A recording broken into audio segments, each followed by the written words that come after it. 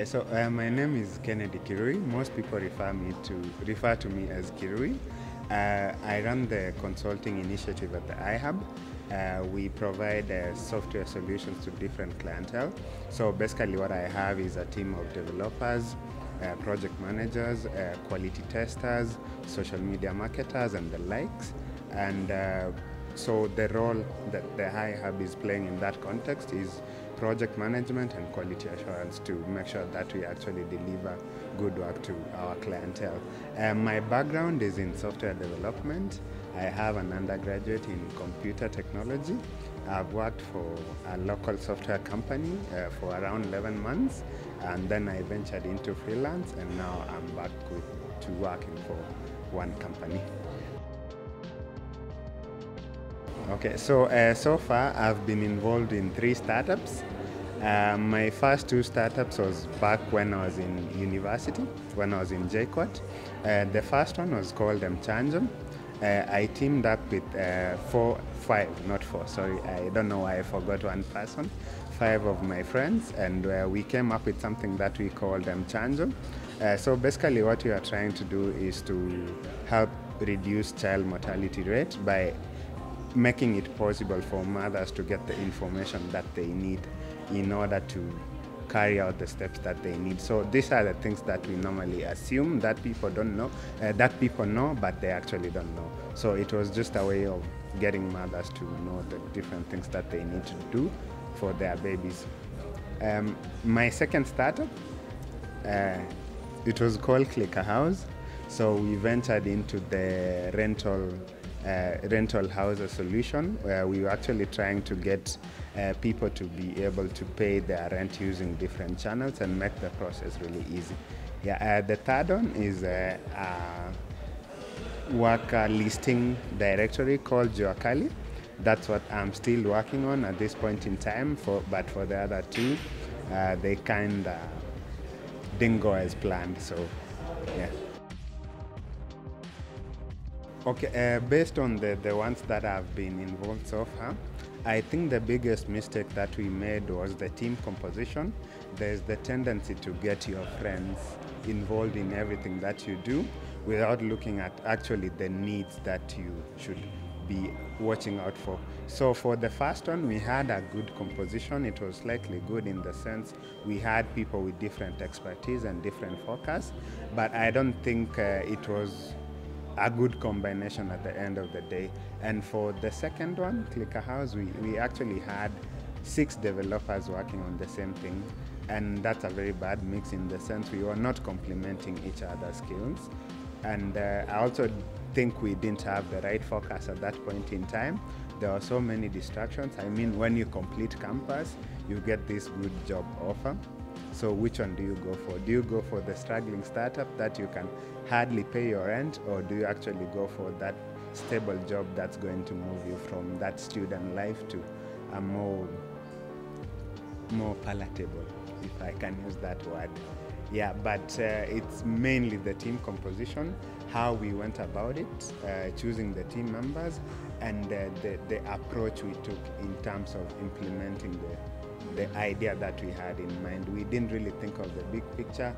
We didn't look at, like, let's say 5 down here's the line, what do you want to do, and how do we actually make it possible with the team that we have? Do we need to have some people working full-time on the other jobs, and then we get a few people to actually focus on the startup, or do we all go in all together? So we didn't really think of such things. And back when we were in university, I mean, it was really, really easy to get stuff done. We only had to focus on our classwork. But once you complete campus, you don't have that time. So that's when we started drifting apart. People actually focused on other things that they wanted to do. And slowly by slowly, like, I really saw the startup die, and I could not do anything at that point in time. Okay, so there's something that my dad told me a while ago. There are those lessons we call expensive lessons. Ideally, we should not learn through expensive lessons. So I can say my first 2 startups were my expensive lessons.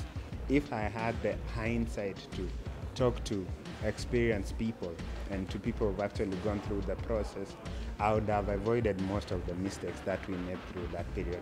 So unfortunately, I had to learn those lessons in order to be better for the next one. So for the startup that I'm currently working on, I'm not totally immersed into it. So from it, we actually have someone totally focusing on it, then two other people also doing some other things on the side. So I can say that the key takeaway from the failures is that I'm wiser now. Anything that I feel that anything that I'm going to embark on at this point stands a better chance of succeeding, mainly because I've tried different things before.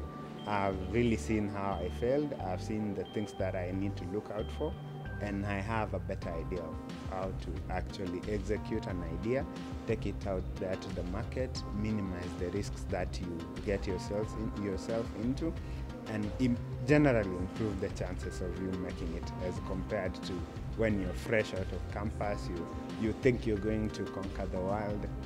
Yeah, I'm wiser now. Expensive lessons, but I'm wiser now. Okay, the biggest one is what I actually have talked about like all through. Your team. It has to be a very lean team, and the skills that you have to be complementary.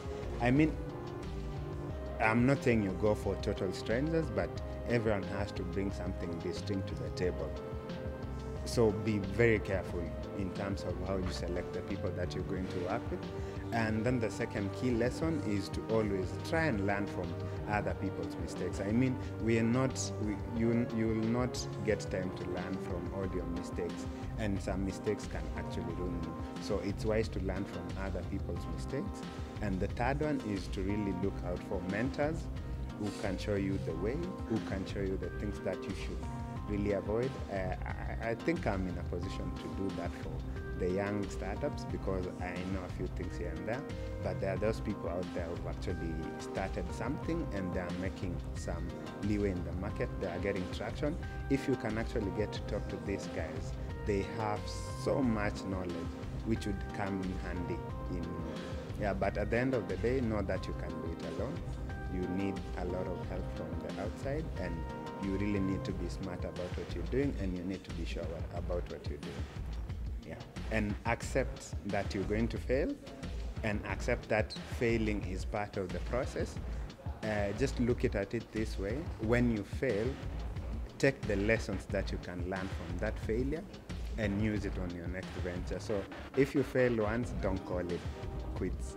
You can actually try it another time and succeed the next step. I mean, I'm still doing it. I'm still trying out different things, and I know one day I'm going to make something that's going to work. It may take a while, but I know it's going to happen. Yeah, so that's the advice that I can give some people who are actually trying to get into this.